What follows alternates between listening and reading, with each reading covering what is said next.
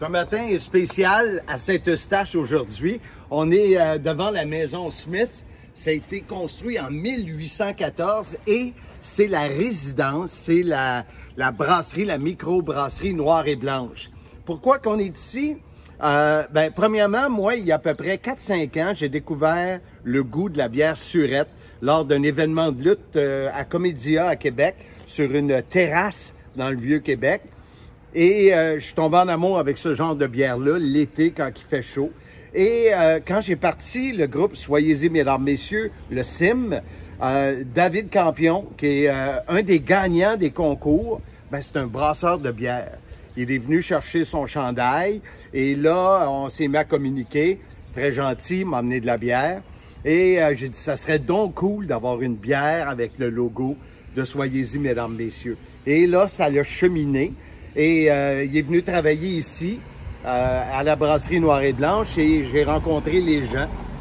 Et on a décidé, ensemble, d'un commun accord d'avoir la bière qui va s'appeler la Bérap Bessieux.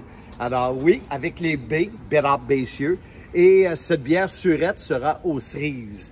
Alors elle sera disponible autour de la Saint-Jean-Baptiste cette année. Il va y avoir 90 caisses de 12 et on va vous donner vraiment les détails, comment vous en procurer. D'ailleurs, j'aimerais remercier Claude Meloun. Claude qui était celui qui a conçu l'étiquette, le logo, l'étiquette de la bière Bérap Bessieux. Alors, on va vous montrer également des images à l'intérieur. Il y a Martin et David qui sont les brasseurs aujourd'hui. On va rencontrer Yann, qui est le chef brasseur, qui va nous donner un peu de détails. Mais c'est vraiment, moi c'est un trip. Je trippe vraiment de vivre ça. Puis vous avoir la chance, vous autres ici, de participer en goûtant à cette bière disponible dès la fin juin. La Bérap Bessieux. Alors, en regardant justement le logo de la boutique microbrasserie, on va vous dire le goût. Soyez-y, Bérap Bessieux. Alors, mesdames, messieurs, ne vous fiez pas aux apparences, parce que le combat pour le championnat par équipe des brasseurs aura lieu sous peu. Et j'ai justement l'équipe des challengers, les aspirants. On a Martin et David. Et croyez-moi, sous ces chandails, il y a du muscle. C'est des brasseurs. Brasseurs, ça prend du muscle. Et c'est surtout, mesdames, messieurs, les deux brasseurs qui font la Bérap Bessieux Surette aux cerises. Soyez-y. Quand même, hein? Quand même. Ça, c'est une petite, là. C'est pas...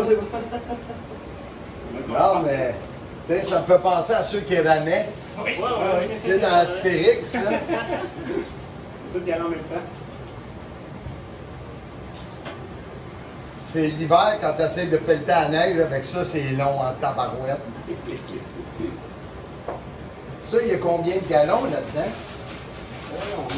Là, on a 200... 275, je crois. 275. Ouais. Alors, toujours dans la brasserie chez Noire et Blanche, et on a Martin qui est avec nous, qui est celui qui est le brasseur ici, qui va nous donner la suite de ce que David nous a expliqué pour arriver à la Surette Bérap Bessieux. Donc, pour la suite, en fait, on termine la fermentation. Une fois que la fermentation est sur le bord de terminer, on va venir en fait rajouter 60 kg de purée de cerises. Donc, là, on va faire une double fermentation. 60 kg. OK. C'est quelque chose. Donc, la levure va venir retravailler, va venir manger encore les sucres pour pouvoir justement donner la saveur à notre bière. Une fois que c'est terminé, on va venir en fait lâcher la levure, vider, transférer vers les cuves de garde pour venir gazer la bière et embouteiller. Wow! Ça fait combien de temps tu fais ça? Ça fait 3 ans. OK. Et faut que je te pose la question. C'est qui ton lutteur préféré? La belle Elisabeth. Vu de même. Et voilà. La purée de cerises.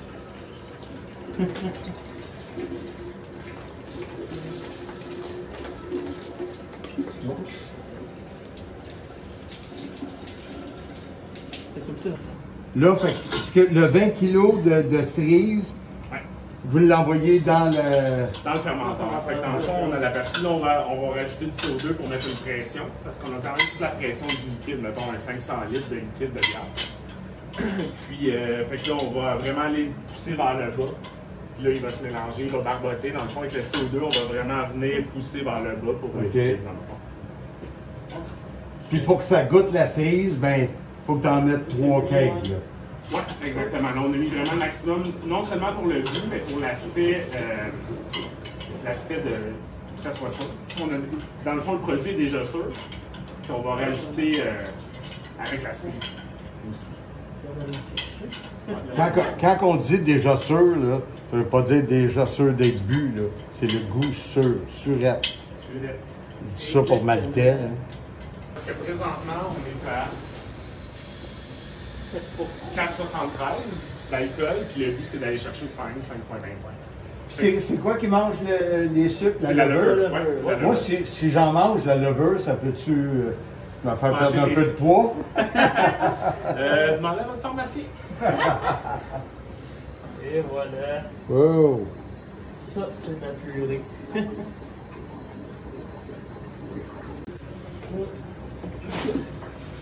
pas beau.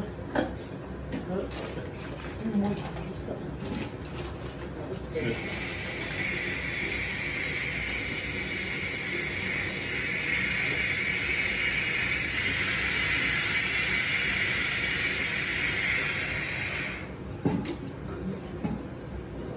Ouais, C'est la hauteur. ouais, c'est parce qu'il est direct dans le point.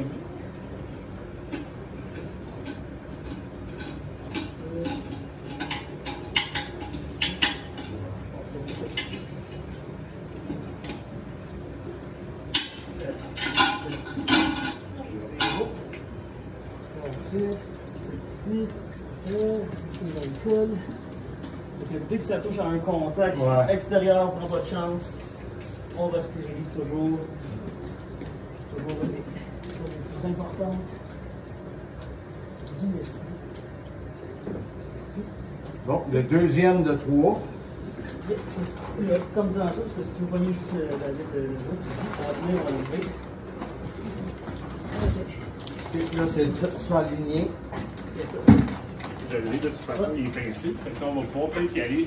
Direct dedans. Es-tu dedans?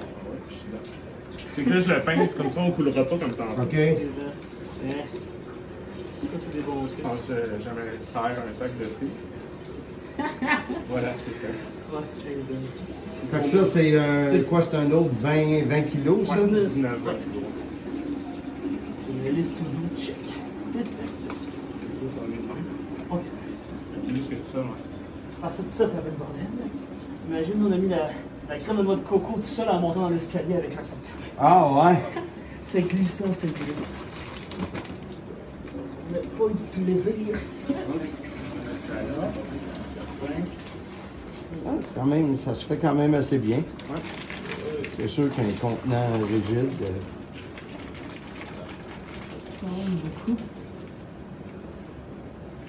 Mais ça sent pas plus les cerises que ça, hein? Non. Ben, c'est sûr qu'avec un masque, pas évident. La visite se poursuit à la brasserie Noire et Blanche. Yann, propriétaire, maître brasseur. C'est quoi un maître brasseur? En fait, c'est un gros terme.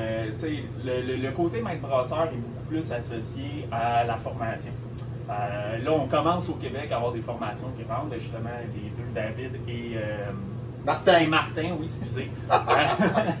Ils ont fait la petite formation au cégep de 6 mois, mais il y a des nouvelles formations. Il y avait des formations privées là, que ça durait environ une semaine, que tu apprenais les bases du brassage. Fait que c'est ça. Fait que pour le terme maître brasseur, j'ai un peu de la misère à me l'approprier parce que moi j'ai appris sur le tas. Fait que j'ai fait mes classes en travaillant depuis 17 ans dans des brasseries différentes. Fait que oui, on peut dire maître brasseur, mais bon, syndrome de l'imposteur, mettons un peu. Mais c'est ça. Fait que le côté est beaucoup associé à la formation qui était avant un peu aux États-Unis, des formations de quelques mois, puis en Europe, là, Allemagne, Belgique, etc. Que là, c'est un cours, après avoir fait ton cours d'ingénieur agricole, tu peux aller perfectionner en brasse. Et ici, la brasserie Noire et Blanche, ça fait combien d'années que ça existe? Ben, ça va faire 9 ans qu'on a ouvert nos portes. 9 ans? Oui, au mois d'octobre, le 9 octobre.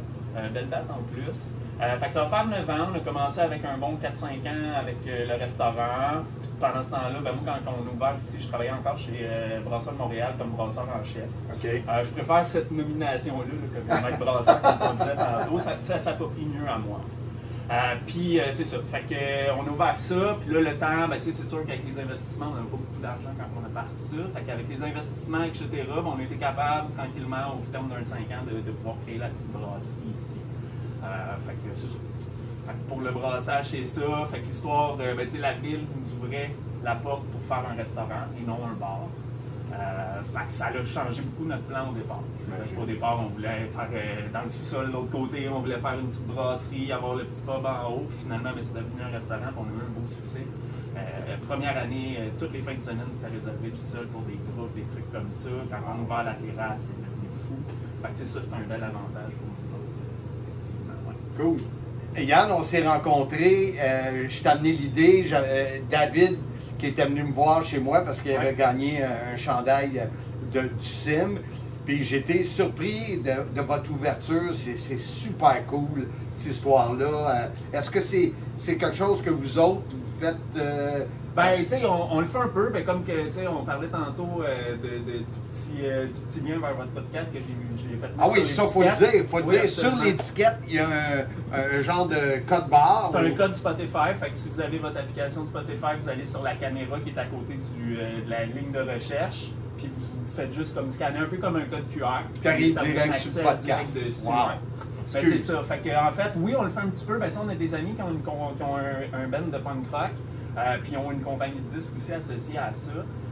Fait que ça fait 2-3 bières. En fait, on va faire une 3e bientôt. Puis c'est un peu le même principe. Fait que oui, quand ça arrive, on le fait.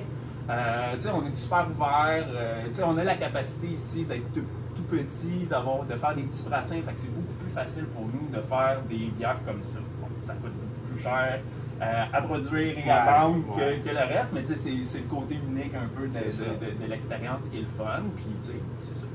Puis, s'il y en a qui ben, je suis sûr qu'il va en avoir, là, comment que les gens peuvent commander ou réserver, ça se fait-tu? Ben, en fait, il y a possibilité de nous écrire soit sur notre Facebook ou notre adresse email pour dire que c'est le genre de bière que vous voulez. Sinon, ben, il va y avoir de la distribution dans des détaillants. On fera la liste association un coup qu'on aura comme toutes les demandes, les données, etc. Même chose pour les détaillants. Si vous voulez commander, ça peut être la bonne façon. Sinon, ben, il y a des applications Internet qui existent, mais c'est vraiment plus pour les détaillants. C'est pas pour les gens ou personnels. En tout cas, j'ai bien hâte, peut-être, sa terrasse, de goûter à la première, puis de faire un gin. Absolument. Puis, absolument. On va faire ça. Puis si on n'est pas ouvert encore, ben, vous viendrez, on le fera comme fond en distanciation. Juste pour l'impression. On va continuer à y croire, puis on va juste dire une bonne bière, ça va être soyez-y, Better Bassier. OK, ben on attaque l'équipe de la brasserie Noire et Blanche, puis c'est un premier. Comment est-ce qu'on a? Première dégustation. Yann, lui, il cherche chez Washer à 25 cents. Ah, oui, j'aime la senteur. Lui, il a goûté avant nous autres. Oh oui.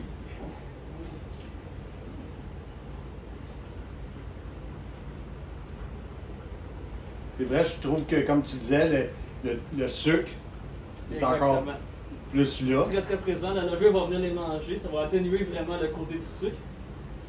Le corps aussi. Le corps aussi, exactement. Ça va être un petit peu plus sec. Puis le surette va se développer plus. Exact. Le surette va prendre plus le dessus. Ouais, parce que là, le sucre a quasiment coupé un peu le sucre qu'on avait. Ça vient couper, exactement.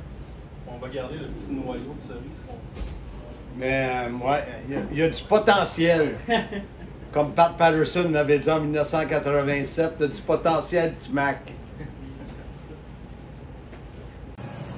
Wow! Hey, on a travaillé fort, j'ai soif, il fait chaud, la Better Bassier, et on est en train de finir, il nous reste, écoute, 6 bouteilles sur ces 600 qu'on a fait. Ouais. Donc, on a fait 594. Wow! Et là, David va nous expliquer, juste pour vous autres, là, parce que nous autres, on a fini. Là. Ben là, on part un embouteillage. Fait que dans le fond, avec la contre-pression, de notre BT, on fait le remplissage des bouteilles, je vois présentement. Donc, on s'assure d'avoir une contre-pression pour pas qu'il y ait d'oxygène qui rentre dans la bouteille. Puis,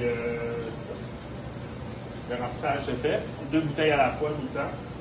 Quand nos bouteilles sont finies de remplir, on a tout le temps nos bouteilles qui sont aseptisées, qui sont prêtes sur un arbre à bouteille. Puis après, on va venir caper. Et ça va être ça. Les dernières bouteilles à mettre comment t'appelles ça? Les capuchons, les capsules? Les capsules.